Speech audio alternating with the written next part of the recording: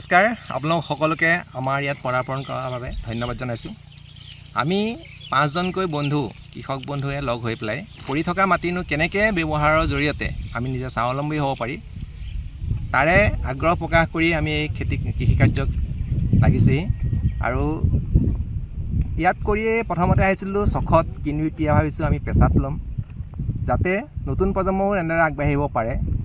আৰু বাহিৰৰ ঠাইবিলাকলৈ মানুহবিলাক গৈ আছে নিজৰ খেতি মাটিখিনি খনন কৰা খেতি মাটি থৈ পেলাই, তেওঁলোকতো ইয়াৰ জৰিয়তে আমি আহ্বান জনাওঁ তেওঁলোকো উভতি আহক, নিজৰ নিজৰ মাটিখিনি আপোনালোকে শস্য শ্যামলা কৰি তোলক। তেতিয়াই আপোনালোক নিজে নিজে স্বাৱলম্বী হোৱাৰ লগতে আমাৰ যিখিনি থলুৱা মানুহৰ অভাৱ সেইখিনিও সম্পূৰ্ণ হ'ব।